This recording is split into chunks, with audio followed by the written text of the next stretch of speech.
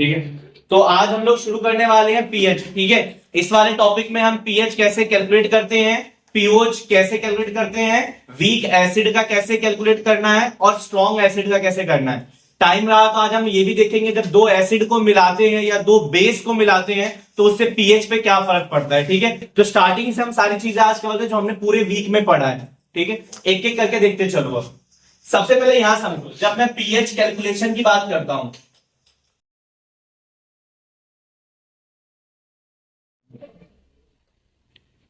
तो पीएच निकालने का फॉर्मूला क्या होता है, negative log of H plus. सबसे पहले ही हमारे पास पीएच निकालने का फॉर्मूला है, और पीओएच अगर निकालना है किसी चीज का तो कैसे निकालेंगे,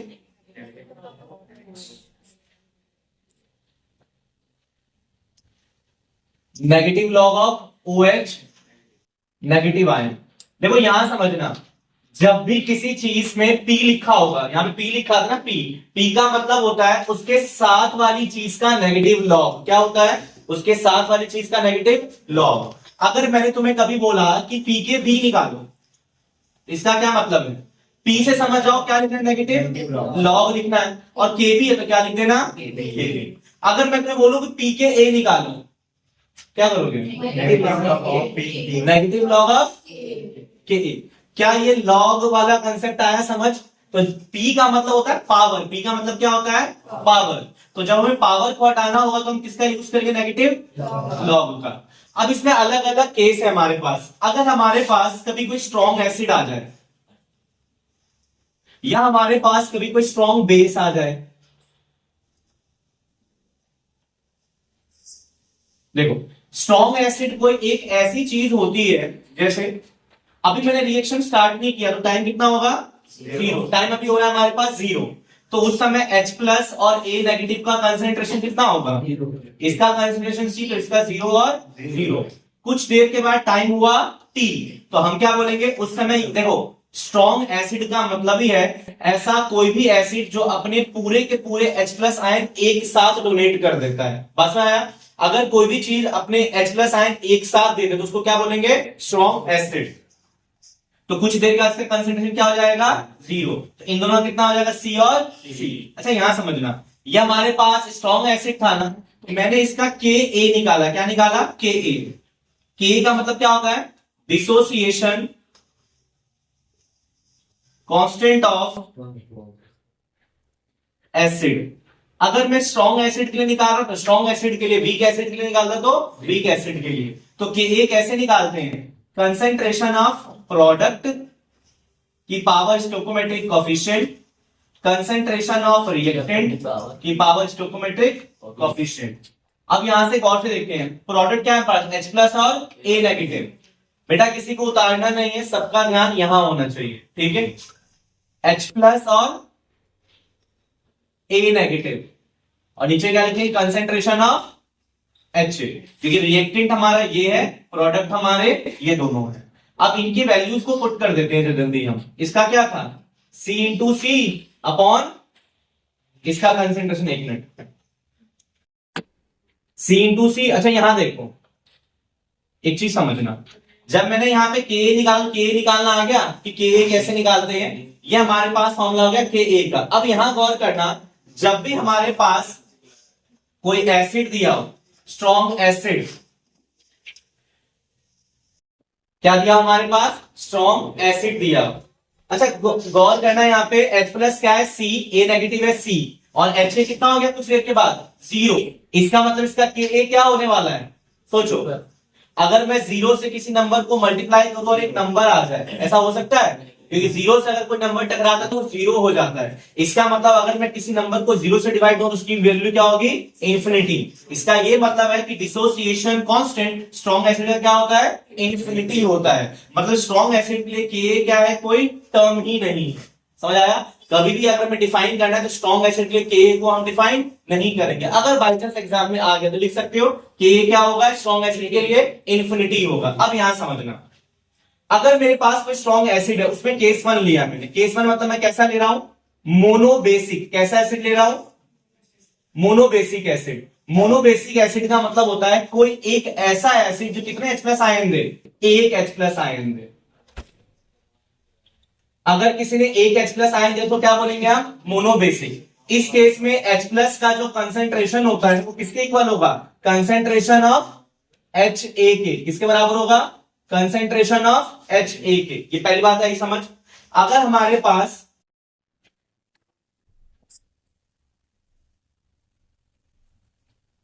डाई बेसिक एसिड है, कौन सा एसिड है, डाई बेसिक।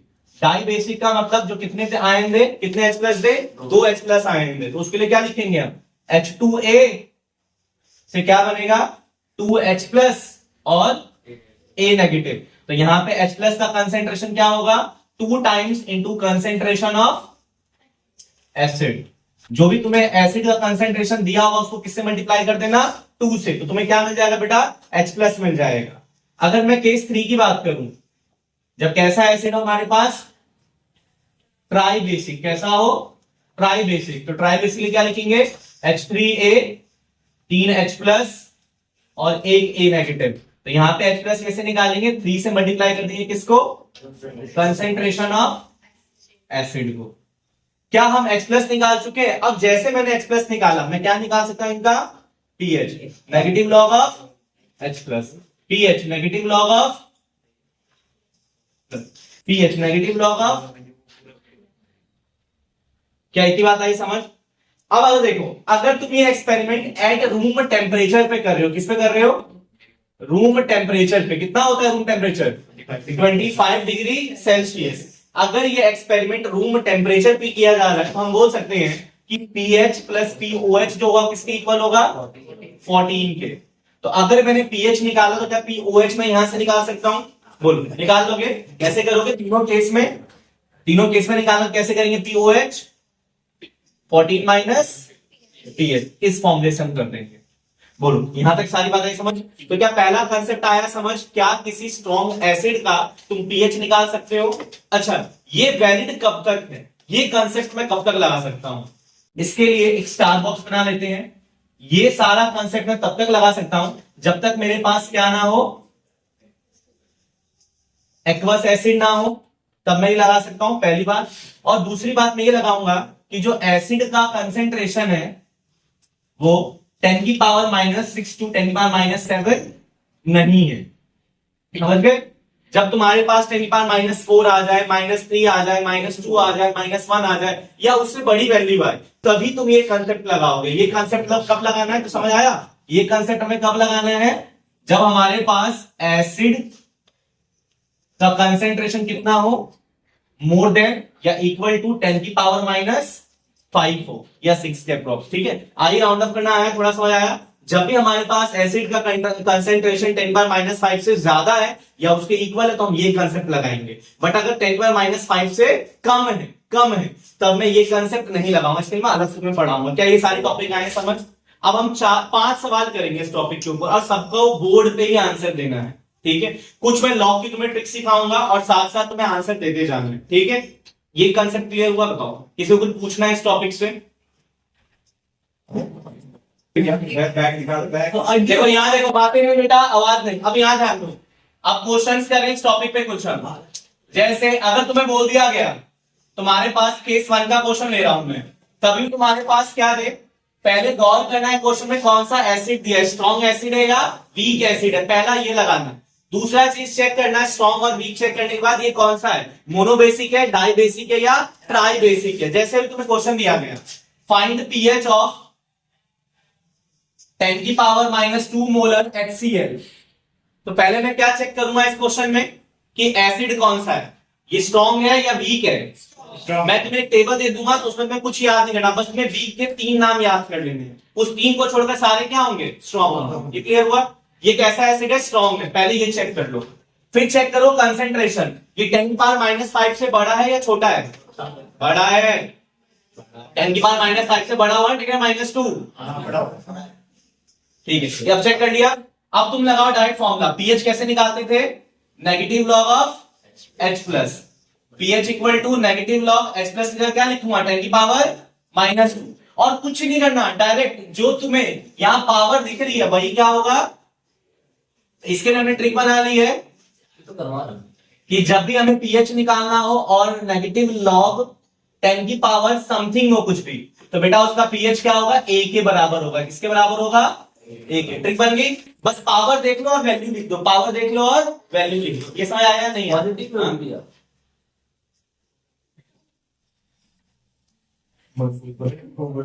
केस 2, अगर मेरे पास ऐसा कोई क्वेश्चन आ गया, फाइंड पीएच ऑफ 2 इंटू 10 की पावर -2 मोलर HCl। अब ये सवाल आ गया। अब इसमें क्या है, इस 10 के साथ कुछ मल्टीप्लाई भी हो रहा है। अब इसका कैसे पीएच निकाले? सबसे पहले एसिड चेक करो, स्ट्रॉन्ग है या वीक है? स्ट्रॉन्ग है। अब चेक करो कंसेंट्रेशन 10 पावर -5 से बड़ा है या छोटा है? बड़ा है। तो अब हम लगाएंगे formula, pH equal to negative log of H plus. Negative log H plus की जगह क्या लिखूंगा, 2 इंटू 10 की पावर -2। अब मैं तुम्हें इसकी ट्रिक सिखाई थी, क्या सिखाई थी? ये लिखो 2 माइनस लो की जगह लॉग, लो की जगह क्या लिखोगे, लॉग, और लॉग के साथ जो वैल्यू पीछे क्या है 2, तो ये तो आगे आंसर 2 माइनस लॉग 2 कितना होता है, 0.3। तो यहां से कितना आ जाएगा, 1. ठीक है। केस 1 के दोनों क्वेश्चन आए समझ। ऐसी केस 2 का सवाल बन सकता है, बोलेगा फाइंड पीएच ऑफ 10 की पावर -2 मोलर H2SO4। मैं तुम्हें टेबल बनवाई है ना, जिसमें log 1 से लेके log 10 की, वो मैं लिख देता हूं, जिससे तुम्हें दिक्कत ना हो बार बार सॉल्व करने में। टेबल देख लो, log 1 की वैल्यू क्या होती है, 0। log 10 क्या होता है, 1। log 2, log 3, log 4, log 5, log 6, log 7, log 8 और log 9। log 2 की वैल्यू थी 0.3, log 3 कितना होता है 0.47, log 4 क्या होता है 0.6, log 5 0.7, log 6 0.77, log 8 84, log 8, log 9 log 7 हो गया 0.84 ना, log 8 क्या होगा 0.9, log 9 0.95 और log 10 हो गया यहां से 1। अब गलती नहीं होनी चाहिए, ठीक है। चलो यहां साथ साथ सवाल करते हैं। एक ये क्वेश्चन दिया तुम्हें और एक क्वेश्चन बोल रहा है फाइंड पीएच ऑफ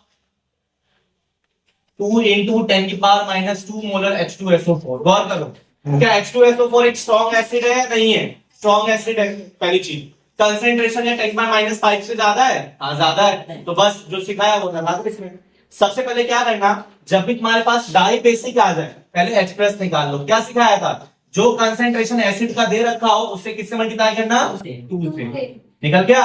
जो कंसेंट्रेशन H प्लस दिया हो एसिड का उसको किससे मल्टीप्लाई करो, 2 से। तो पहला काम इसमें ये होगा। और यहां तो हम डायरेक्ट ले लिया करते थे, बट यहां क्या करना पड़ेगा, हमें एसिडिटी से उसे मल्टीप्लाई करना पड़ेगा। अब लगाते हैं पीएच का formula, pH equal to negative log of H plus, negative log 2 into 10 की पावर -2। ट्रिक जो सिखाई वो लगाओ। फिर कह रहा हूं लॉग A प्लस B वाला फॉर्मूला मत लगाना, मोस्टली गलती कर दोगे।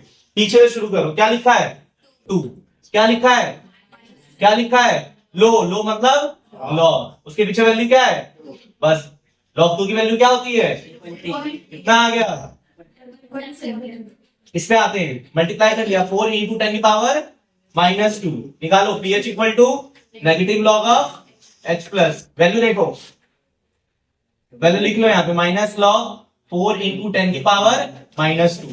सॉल्व करो, 2 माइनस लॉग 4, लॉग 4 कितना था, कितना आ गया 1.4। हार्ड है क्या, उतारो जल्दी से।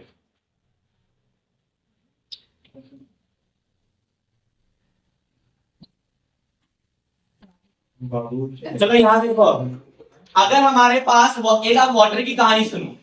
वाटर की जब हम बात करते हैं, वाटर एक वीक इलेक्ट्रोलाइट है। कैसा इलेक्ट्रोलाइट है, वीक इलेक्ट्रोलाइट। इसका मतलब अपने आयन से इजीली डिसोसिएट नहीं करता है। इसलिए याद तो तुमने पहले पढ़ा है कि वाटर का अगर आयंस में डिसोसिएट करवाना है तो हम क्या करवाते हैं, इलेक्ट्रोलाइसिस कराते हैं। ऑटोमेटिक अपने आयंस ये तोड़ नहीं सकता है। देखो जब हम वाटर की बात करेंगे तो वाटर कौन कौन से आयन देता है टूटता है तो H प्लस और OH नेगेटिव आयन देता है।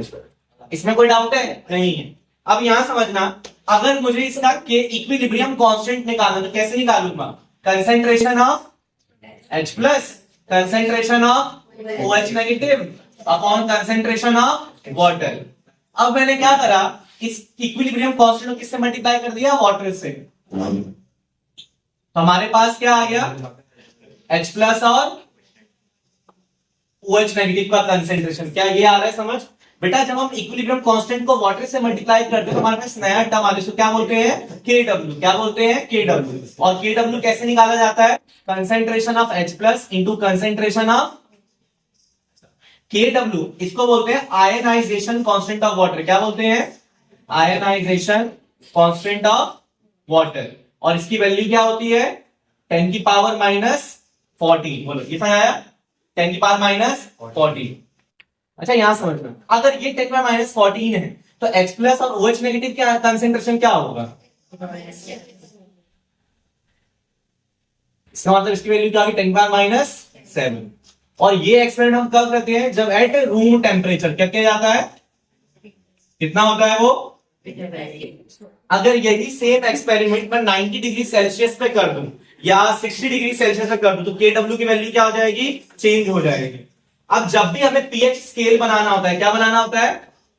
तो देखो पीएच स्केल की रेंज कैसे सेट की जाती है। क्यों पीएच स्केल 0 to 14 ही है? क्यों 0 से 20 नहीं है? क्यों 0 से 50 नहीं है? तो याद रखना, जब भी कोई पीएच स्केल बनाया जाता है तो उसको बनाने का एक तरीका होता है, इसकी जो वैल्यू होगी कहां से कहां तक होगी? 0 से लेकर PKW तक। कहां तक होती है? कोई भी पीएच स्केल कहां से कहां तक लाई करता है? 0 से लेकर PKW तक। अब यहां समझो, अगर मैं बोलूं कि एट 25 डिग्री सेल्सियस KW कितना था? 10 -14। तो PKW क्या होगा? नेगेटिव लॉग ऑफ KW, मतलब नेगेटिव लॉग ऑफ 10 की पावर -14। और मैं तुम्हें अभी ट्रिक सिखाया, जब भी लॉग 10 की पावर माइनस कुछ होती है तो वही जो पावर होती है वही क्या होती है? उसकी PKW आ गई। कितनी आ गई? PKW 14। इसका मतलब 25 डिग्री सेल्सियस पे पीएच स्केल कहां से कहां तक लाई करेगा? 0 to। ये हमने पहला एक्सपेरिमेंट करा तो हमने ऐसा देखा। यही एक्सपेरिमेंट हमने दूसरा किया, एक और एक्सपेरिमेंट किया। ये जो हमने किया एट 90 डिग्री सेल्सियस पे, कब? तो हमने क्या देखा, इस केस में जो वाटर डिसोसिएट हुआ, देखो एक बात बताओ, क्या वाटर 25 पे ज्यादा डिसोसिएट होगा या 90 पे ज्यादा डिसोसिएट होगा? सोचो, 90 पे टेम्परेचर बढ़ाएंगे वाटर का क्या होगा? ज्यादा डिसोसिएशन होगा। तो हमने देखा 90 डिग्री सेल्सियस पे KW की वैल्यू कितनी थी? 10 की पावर -12 थी। अगर KW 10 की पावर -12 तो PKW क्या होगा? 12। डायरेक्ट पावर देख लो ना, सिखाने ट्रिक मैंने तुम्हें, पावर लेके वैल्यू बता दो कितनी होगी? 12। मतलब इस रेंज पे अगर मैं पीएच स्केल बनाने जा रहा हूं तो कहां से कहां तक वैल्यू होगी? 0 to 12। अब तुम्हें कोई क्वेश्चन दे दे, ठीक है, कोई भी क्वेश्चन दे दे। अभी तो मैंने तुम्हें 25 पे सिखाया और 90 पे सिखाया। कभी क्वेश्चन में ऐसा दे कि 60 डिग्री सेल्सियस पे करना, जैसे क्वेश्चन बुक में है, मैं भी दिखाता हूं तुम्हें। एक एग्जांपल हमारी बुक में, उसमें बोला गया है कि हमने क्या करा, एक्सपेरिमेंट जो हम पहले 25 पे करते थे और KW टेक में -14 निकालते थे, यही एक्सपेरिमेंट हमने 60 डिग्री पे इसमें क्या है एक्सपेरिमेंट? 60 डिग्री सेल्सियस पे। और KW कितना है? 10 की पावर -12। तो पीएच स्केल की रेंज बता दो, ये क्वेश्चन है। और इसको ये अफेक्ट कैसे करेगा पीएच स्केल को, ये बता दो अगर टेम्परेचर बढ़ाएंगे तो। देखो अब तुम्हारा ट्रिक पता है तुम्हें, पहले रेंज तो तुम्हारा आराम से बता सकते हो। पीएच स्केल की रेंज क्या हो जाएगी? 0 to 13। 0 to कितनी हो जाएगी? 13। और इसको अफेक्ट कैसे किया? पीएच स्केल डिक्रीज हो गया। क्या हो गया? डिक्रीज। जब हमने क्या करा? टेम्परेचर को इंक्रीज करा। तो तुम्हारी बुक का ये क्वेश्चन है, बोलो ये समझ आ रहा है? इसमें कोई डाउट है? अब तुम्हें किसी भी टेम्परेचर में बोल दे, भाई तुम्हें टेम्परेचर दे दूं, मैं कुछ भी दे दूं, अगर तुम्हें यही क्वेश्चन में चेंज किया, मैंने बोला कि मैंने ये एक्सपेरिमेंट करा 110 डिग्री सेल्सियस पे और मेरा KW है 10 की पावर -10, तो बताओ पीएच स्केल की रेंज क्या होगी? 0 to 10। आ रही बात समझ? मैंने बोला कि नहीं भाई, मैंने एक्सपेरिमेंट करा 20 डिग्री सेल्सियस पे, किस पे? 20 डिग्री सेल्सियस पे, और मेरा KW आ गया 10⁻15। अब क्या होगा पीएच? तो क्या आपमें ये बात आ रहा है समझ कि पीएच स्केल जो है वो फिक्स नहीं है, टेम्परेचर के साथ क्या होता है, चेंज हो जाता है। कभी कभी क्या था, बच्चों को डाउट आता है। डाउट क्या आता है? जब तुम अपने ब्लड का पीएच निकालते हो, ब्लड का पीएच में रूम टेम्परेचर पे निकाला, मैंने माना कि न्यूट्रल आ गया, एल्कलाइन आ गया, बट वही एक्सपेरिमेंट जब तुमने गर्म इन्वायरमेंट में करा, तुम्हारा पीएच क्या हो गया? बताओ, पीएच बढ़ेगा कि घटेगा? पीएच घटेगा। टेम्परेचर बढ़ेगा तो पीएच क्या हो जाएगा? घट जाएगा। और ब्लड का पीएच एसिडिक आ गया। कैसा आ गया? एसिडिक। अभी आ रही बात समझ? तो ये मत मान के चलो कि पीएच किसी चीज का फिक्स होता है। बेटा पीएच इस बात पे डिपेंड करता है कि तुम वो पीएच किस टेम्परेचर पे निकाल रहे हो, रूम टेम्परेचर पे निकाल रहे हो, हायर टेम्परेचर पे निकाल रहे हो, या कोल्ड इन्वायरमेंट में निकाल रहे हो। अब सोचो, अगर तुम कोल्ड इन्वायरमेंट, जैसे कि तुम कहीं बाहर चले जाओ, रशिया वगैरह चले जाओ, और वहां अपने ब्लड का पीएच चेक करो, क्या तुम्हें लगता है तुम्हारे ब्लड का पीएच 7 आएगा? कितना आएगा? 7 से कम या 7 से ज्यादा? 7 से ज्यादा। और हमारा ब्लड कैसा हो जाएगा? बेसिक हो जाएगा। और यही अगर मैं किसी रेगिस्तानी इलाके में चला जाऊं, बहुत गर्मी है, तो उस केस में मेरे ब्लड का पीएच क्या होगा? बताओ क्या होगा? अब यहां समझना, तुम किसी भी इन्वायरमेंट में जाओ, ब्लड का पीएच चेंज नहीं होगा। क्यों नहीं चेंज होगा? यहां समझना, यही है बफर जो मैं आगे पढ़ाने वाला हूं। हमारी बॉडी में एक प्रोसेस है जिसका नाम क्या है? होम्योस्टेसिस। होम्योस्टेसिस का मतलब होता है तुम किसी भी इन्वायरमेंट में जाओ, ठंड में जाओ, गर्मी में जाओ, बॉडी अपने टेम्परेचर को क्या करती है? मेंटेन करके रखती है। याद रखना, बॉडी का टेम्परेचर हमेशा क्या रहता है बेटा? मेंटेन रहता है। इसी को क्या बोलते हैं? होम्योस्टेसिस। क्या बोलते हैं? होम्योस्टेसिस। ये बात आया समझ? तो चाहे मैं बाई चांस अगर क्वेश्चन में बोल दिया कि भाई किसी इलाके में गए और वहां पे टेम्परेचर क्या हो गया? कम हो गया, तब तुम निकालना। बाकी नॉर्मल केस में क्या होगा? तुम्हारे ब्लड का पीएच क्या रहेगा? सेम रहेगा। और क्यों सेम रहेगा? क्योंकि हमारी बॉडी में कौन सा प्रोसेस होता है? होम्योस्टेसिस होता है। ये बात आई समझ? क्लियर हुआ? तो बायोलॉजिकल टर्म में होता है होम्योस्टेसिस का मतलब होता है अपने बॉडी के टेम्परेचर को मेंटेन करके रखना, और ये सिर्फ हम कर सकते हैं। दैट्स व्हाई हम क्या कहलाते हैं? तुमने एनिमल किंगडम में पढ़ा था, होम्योस्टेसिस तो प्रोसेस का नाम है। हम क्या कहलाते हैं? चलो ठीक है, होमोसेपियंस। होमोथर्मिक होते हैं, और जो अपने बॉडी के टेम्परेचर को मेंटेन नहीं कर पाते उनको बोलते हैं पोइकिलोथर्मस। क्या बोलते हैं? पोइकिलोथर्मस। ये क्लियर है? चलो इसको उतार लो।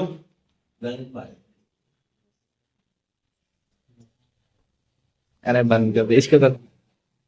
अच्छा यहां समझो, अब एक बात समझो, बातें नहीं। अब तुम्हारे पास कभी क्वेश्चन आ जाए, इफ टेम्परेचर ऑफ सिस्टम, जैसे मैंने टेस्ट में दिया था, डिक्रीज, मैंने सिस्टम का टेम्परेचर क्या कर दिया है? डिक्रीज कर दिया है। और दूसरे केस में बोल रहा हूं, if temperature of system increase. बेटा सिस्टम हम उसको बोलते हैं जिसपे हम क्या करते हैं? अपनी सारी ऑब्जर्वेशन करते हैं, उसको क्या बोलते हैं? सिस्टम। और उसको छोड़कर उसके आसपास के एनवायरनमेंट को क्या बोलते हैं? सराउंडिंग। तो जिसपे हमारी सारी ऑब्जर्वेशन बेस्ड है उसको क्या बोलेंगे? सिस्टम। अब यहां समझो, मैंने सिस्टम में टेम्परेचर को क्या किया है? डिक्रीज। मैंने सिस्टम में टेम्परेचर को क्या करा है? इंक्रीज। अब इन चीजों से कुछ चीजों पर क्या फर्क पड़ेगा? अब वो क्या क्या है? मैं एक्सपेक्ट कर रहा हूं कि सभी आंसर इसका दे देंगे, और अगर भूल चुके हो तो यहां कंसेप्ट क्लियर कर लेना। सबसे पहले अगर मैं तुमसे पीएच पूछ लूं तो पीएच क्या होगा? टेम्परेचर घटाने से पीएच पे क्या फर्क पड़ता है? इंक्रीज हो जाएगा, अभी हमने देखा था। और टेम्परेचर बढ़ाने से पीएच क्या होगा? डिक्रीज। क्या पीएच का फर्क आया समझ? अगर पीएच बढ़ रहा है, तो पीओएच क्या होगा? अगर पीएच बढ़ रहा है तो पीओएच क्या होगा?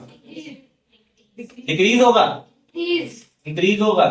बेटा ये भी इंक्रीज होता है, और ये भी क्या होगा? डिक्रीज। अच्छा KW पे क्या फर्क पड़ेगा? KW क्या होगा? टेम्परेचर घटाने से KW क्या होगा? इंक्रीज। KW क्या होगा? डिक्रीज में डिक्रीज होगा। PKW क्या होगा? सेम यहाँ पे KW क्या होगा? इंक्रीज। PKW क्या होगा? डिक्रीज। क्या इतनी बात आ रही है समझ? अब मैं तुम्हें बोल दूं कि पीएच प्लस पीओएच का सम क्या होगा? ये दोनों सम क्या हो जाएंगे? इंक्रीज। पीएच प्लस पीओएच का सम क्या होगा? सम क्या हो जाएगा? डिक्रीज। क्या कुछ यहाँ पे कुछ बातें आ रही है समझ? अच्छा अगर बोलूं पीएच स्केल रेंज पे क्या फर्क पड़ेगा? बताओ, पीएच स्केल का जो रेंज है वो बढ़ जाएगा कि घट जाएगा? बढ़ रहा है ना, इंक्रीज होगा। और यहाँ पे पीएच स्केल का रेंज क्या होगा? डिक्रीज होगा। ठीक है। अच्छा, पीएच ऑफ न्यूट्रल वाटर क्या होगा? देखो, पीएच ऑफ न्यूट्रल वाटर का मतलब होता है कि पीएच ऑफ न्यूट्रल वाटर का मतलब है जो तुम्हारा स्केल है, पीएच स्केल है उसका हाफ। अभी बात आओ, अगर मैंने टेम्परेचर रखा था 25 तो मेरा पीएच स्केल कितना था? 14। तो न्यूट्रल वाटर का पीएच कितना आया था? 7। अगर यही मैं कर देता इसको 90 पे तो कितना होता? 12। तो पीएच न्यूट्रल वाटर का कितना हो जाता? कितना होता? 6। तो एक बात बताओ, टेम्परेचर घटा रहे हैं ना, टेम्परेचर घटाएंगे तो पीएच ऑफ न्यूट्रल वाटर क्या होगा? इंक्रीज। और इधर क्या होगा?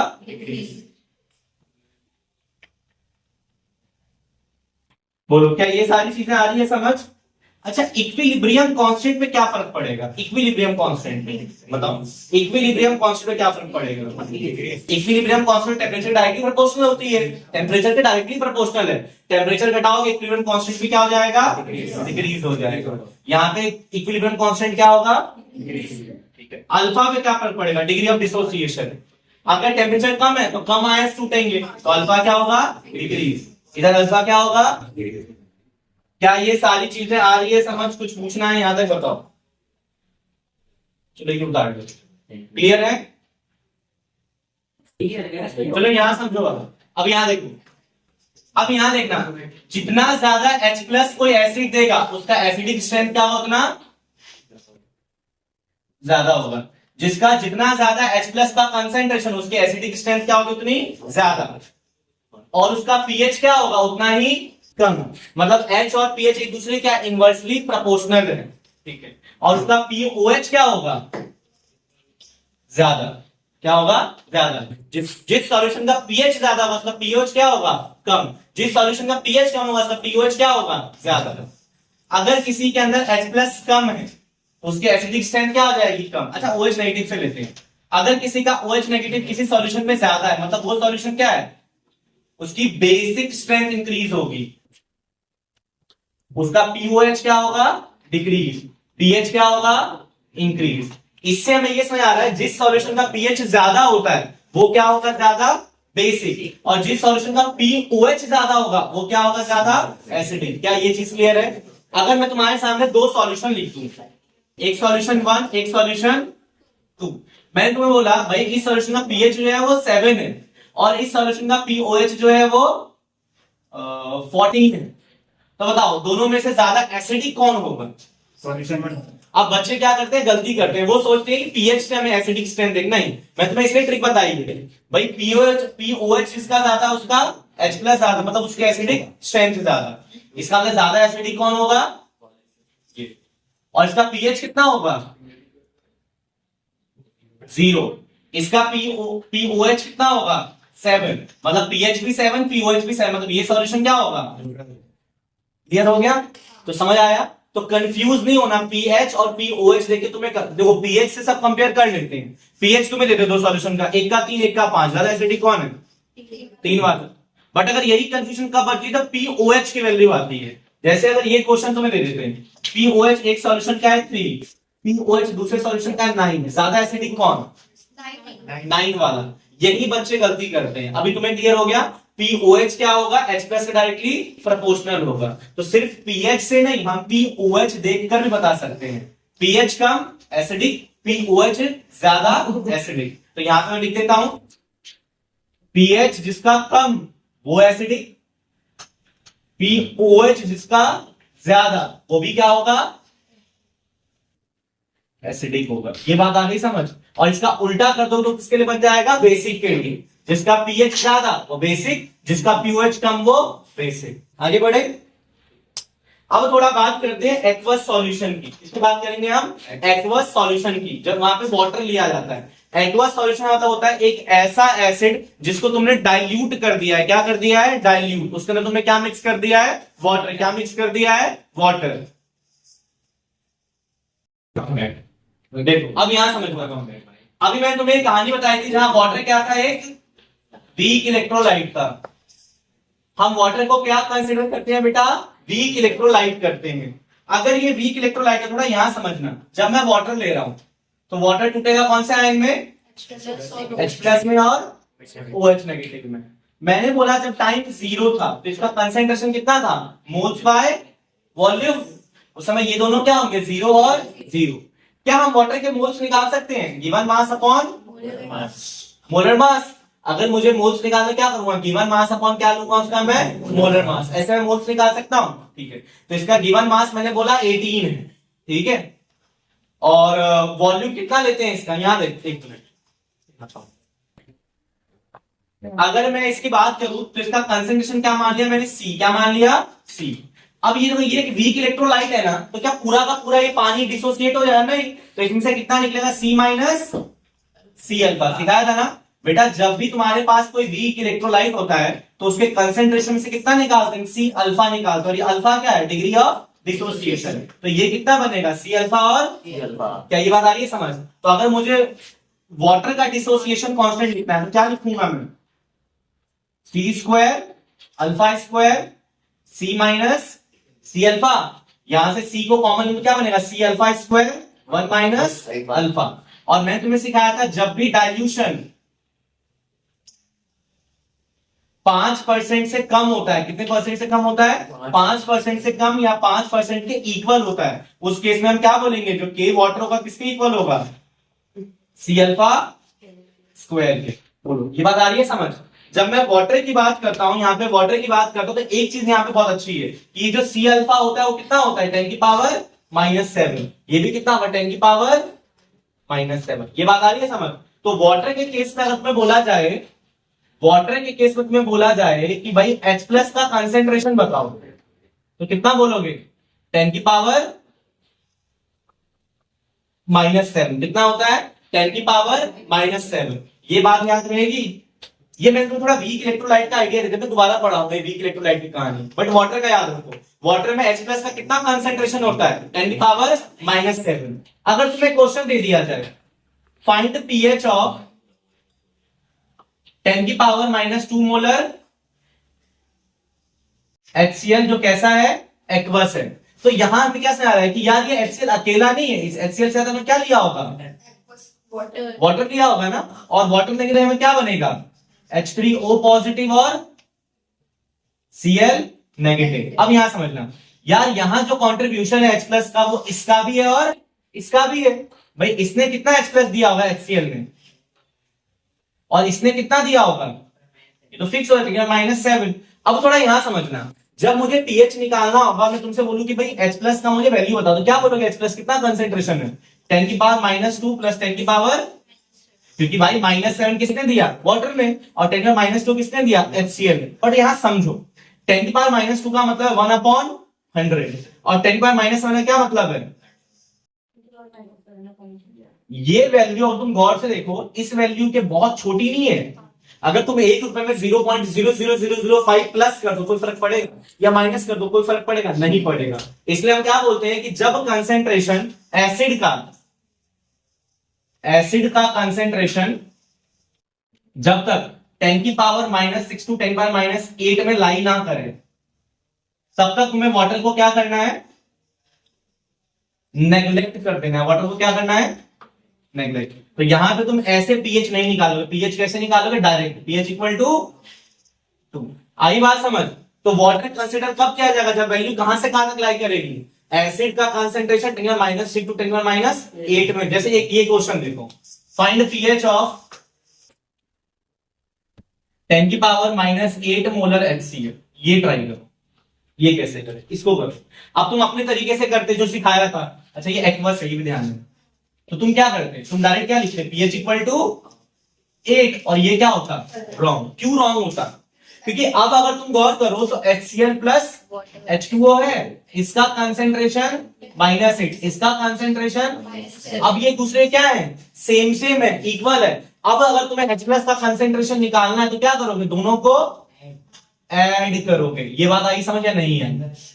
तो डायरेक्ट तुम pH कब निकालोगे, जब कंसेंट्रेशन का -6 से कम है। बट जैसे -6 से ज्यादा हुआ, -6 से ज्यादा है तब तो डायरेक्ट निकाल दो। -6 से जैसे कम हुआ तुम्हें क्या करना पड़ेगा, वाटर को भी कंसीडर करना पड़ेगा। अभी मैं 2-3 सवाल कराऊंगा इसके ऊपर। क्या ये छोटी मोटी बात आई समझ, तुम्हें सिर्फ याद रखना है जब भी एसिड का कंसेंट्रेशन कहां लाई करें 10⁻⁻6 to 10⁻⁸ वहां पे हम किसको लेंगे, वाटर के भी कंसेंट्रेशन को लेंगे। किसको लेंगे, वाटर के कंसेंट्रेशन को। बट जैसे इससे ज्यादा है, जैसे -4 है, -3 है, -2 है, -1, तो डायरेक्ट हम पीएच वाला फॉर्मूला लगाएंगे। ये चीज क्लियर है, समझ आया? अब जैसे मैंने तुम्हें क्वेश्चन दिया find pH of 10⁻⁸ molar HCl, तो यहां गौर करो। यहाँ पे जल्दी से क्या करना है, पहले मैं देखूंगा कंसेंट्रेशन, क्या कंसेंट्रेशन -6 to -8 के बीच में लाई कर रही है, यहां कर रही है, तो मैं क्या करूंगा, पहले मैं यहाँ पे H+ निकालूंगा। और वो कैसे निकालूंगा, एसिड का H+ प्लस वाटर का H+। एसिड का H+ तो वही होगा जितना कंसेंट्रेशन है एसिड का 10⁻⁻8, और वाटर का कितना होता है वो फिक्स होगा -7। अब तुम्हें करना है क्या बेटा, इन दोनों को ऐड करना है, तो ये भी पावर ऐड कर देनी होती है। पहले इसमें से एक नंबर चुन लो, मैंने 10⁻⁸ चुन लिया, अब कॉमन ले लिया। 10⁻⁸ में क्या मल्टीप्लाई तो ये आता है 1, 10⁻⁸ में क्या मल्टीप्लाई 7 आता है, एक कम है ना इससे, तो 10। ठीक है, तो कितना आ गया 11 × 10⁻⁻8। अब लॉग की लॉग 11 तो हम जानते नहीं, इसको मैंने क्या लिख दिया 1.1, एक 10 इसको दे दिया, कितना आ जाएगा -7। अब लगा देते हैं pH = negative log of H+, negative log 1.1 10⁻⁻7। अब आओ ट्रिक में, 7 माइनस लो की जगह लॉग और 1.1, 7 लॉग 1 होता है 0, उससे थोड़ी बड़ी वैल्यू ले लो 0.2, कितना आ गया 6.8 निकल रही हो। समझ आया? एक क्वेश्चन खुद से करो, सेम एरिया खुद से करना। Find pH of 10⁻⁻11 molar HCl, ये करो। समझना, मैं तुम्हें ये क्वेश्चन दिया find pH of 10⁻⁻11 molar HCl, तो पहले ना रिएक्शन लिख ली, HCl plus water equal to hydrogen ion plus Cl negative. अच्छा गौर करो, HCl कितना देगा कंसेंट्रेशन 10⁻⁻11, और वाटर फिक्स होता है कितना देगा 10⁻⁻7। इसके कंपैरिजन में ये क्या है, बहुत छोटा है। इसका मतलब यहां जो सिर्फ कंट्रीब्यूशन होगा H+ का वो किसका होगा, वाटर का। इससे हमें ये ट्रिक आ गई समझ, यहां से हमने एक स्टार बॉक्स बना लिया। क्या बना लिया, if H+ is greater than कितना 10⁻⁻6, -6 से क्या हो बड़ा हो, तब तो pH सिर्फ क्या लेंगे नेगेटिव लॉग H+, किसका, एसिड का। किसका, एसिड का। अच्छा जैसे एग्जांपल 10⁻⁻3, 10⁻⁻2, 10⁻⁻1 या कुछ भी, वो नंबर क्या होना चाहिए 10⁻⁻6 से बड़ा होना चाहिए। केस 2, इफ H+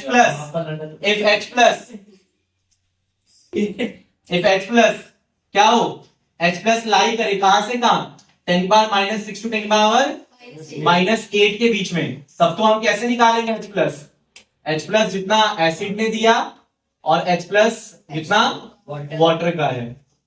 इसका मतलब इसका तो फिक्स है कितना है 10⁻⁻7। बट अगर यही H+ किससे छोटा हो जाए 10⁻⁻8 से छोटा हो जाए, जैसे -9, -10, -11, -12 या कुछ भी, इस केस में pH फिक्स होता है, कितना होता है 7, और वो किसका, सिर्फ H+ हम किसका लेते हैं, वाटर का। क्या ये तीनों केस आ गए समझ? अब तुम्हारे पास कोई pH आ जाए तो सिर्फ कैलकुलेशन कहां करनी पड़ेगी, सेकंड केस में।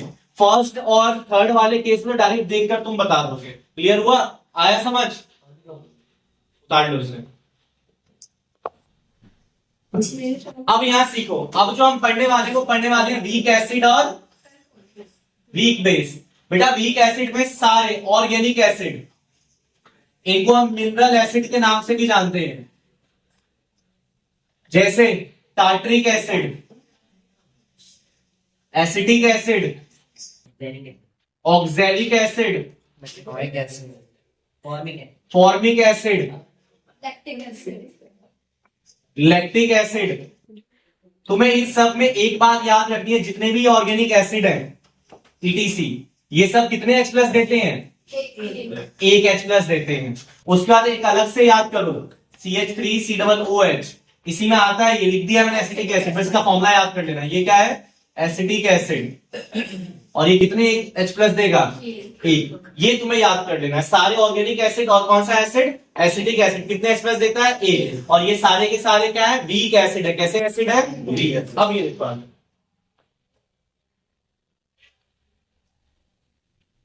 बेटा वीक एसिड का मतलब क्या होता है, बताओ। वीक एसिड का क्या मतलब है? वीक एसिड का मतलब होता है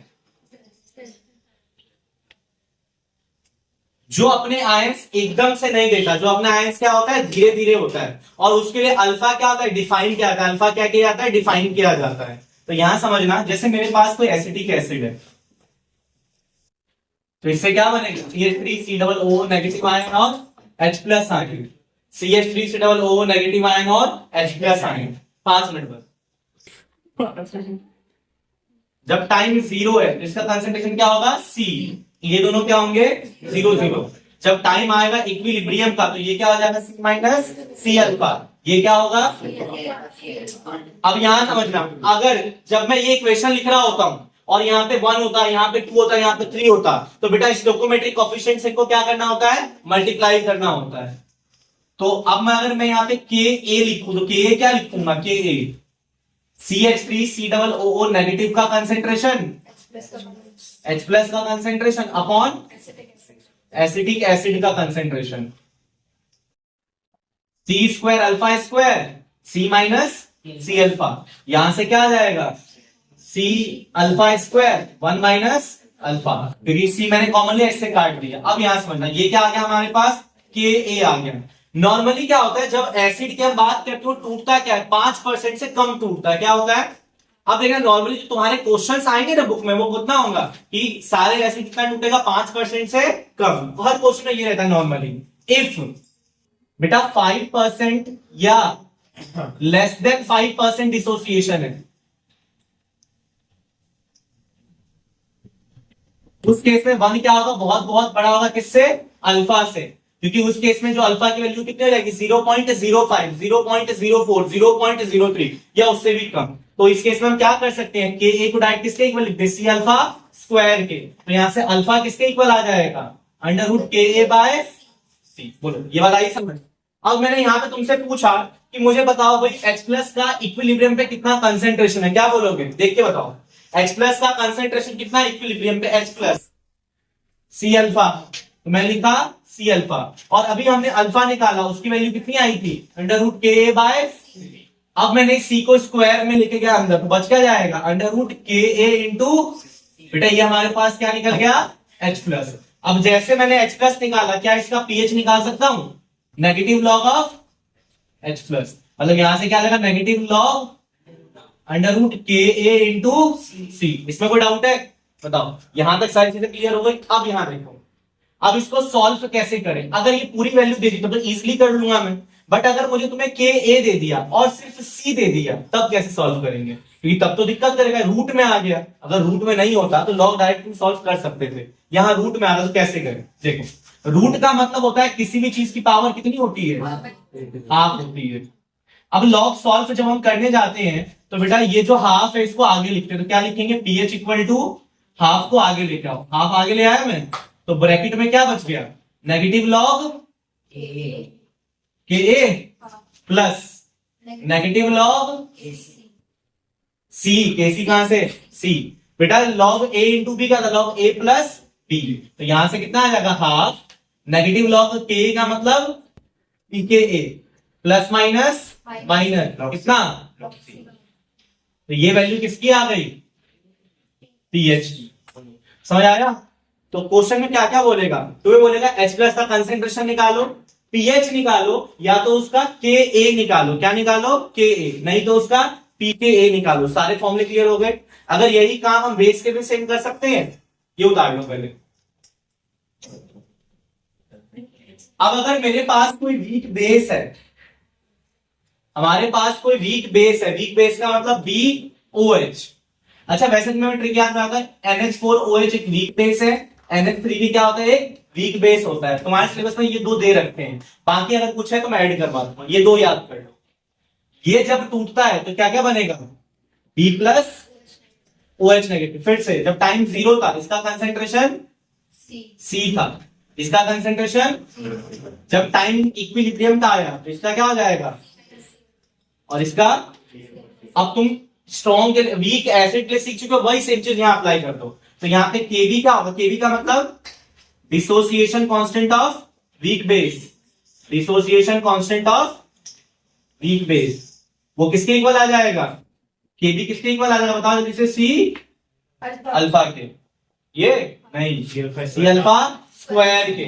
और कब, जब alpha less than equal to 5% हो, तब कौन सा लॉ लगाते हैं, ओसवाल्ड डाइल्यूशन लॉ। अभी मैं लिखवाऊंगा एक तुम लोगों को, स्टेटमेंट इंपॉर्टेंट है इसकी, कुछ दिन में वो नोट कर लेंगे, ये तब है। तो यहां से मैं अल्फा किसके इक्वल बोल दूं, अल्फा आ जाएगा under root KB by C। और अगर मुझे अल्फा मिल गया तो OH नेगेटिव किसके इक्वल आ जाएगा, OH negative under root KB into C। OH negative निकल गया, OH नेगेटिव निकल गया, POH निकाल दूं, negative log of OH negative. अब यहां सीखो मैं क्या लिखूंगा, POH equal to negative log of OH negative ion. Negative log OH negative की जगह क्या लिखते हैं, हमने क्या निकाला OH negative, under root dissociation constant of base into उसका कंसंट्रेशन। तो क्या लिखे यहां पे, KB इनटू उसका कंसंट्रेशन की पावर हाफ। तो यहां से क्या आ जाएगा, हाफ आगे, लॉग को सॉल्व करना है, ब्रैकेट में क्या बचेगा, negative log of KB plus negative log of C। Half negative log KB का मतलब PKB, और यहां से लॉग C, ये क्या आ गया हमारे पास, POH। और ये तो तुम्हें पता है, ये PH plus POH equal to, बोलो, अच्छा PKB PKA ये भी कितना होता है, ये भी याद रखना, ठीक है। तो बताओ क्या ये सारी चीजें क्लियर हो गई, नोट डाउन कर लो, तो गाने का टाइम चाहिए ना थोड़ा, हो गया, आया समझ, बोलो ये सारी चीजें क्लियर है, कुछ डाउट है यहाँ पे बताओ। क्या अब तुम्हें पुराना सब कुछ रिवाइज हो गया, पूरे एक हफ्ते मैंने जितनी चीज पढ़ाई थी एक एक चीज तुम्हें आज रिवाइज करवा चुका हूं। अब मैं नेक्स्ट वीक में जब मिक्सिंग सिखाऊं तो ये सारे टॉपिक तुम्हारे क्लियर होने चाहिए। अगर किसी का कहीं छूट भी रहा है डाल दूंगा, देख लो, ठीक है, मन करे तो अपना देख लेना, क्योंकि देखो एग्जाम टाइम पे हमारे पास इतना टाइम नहीं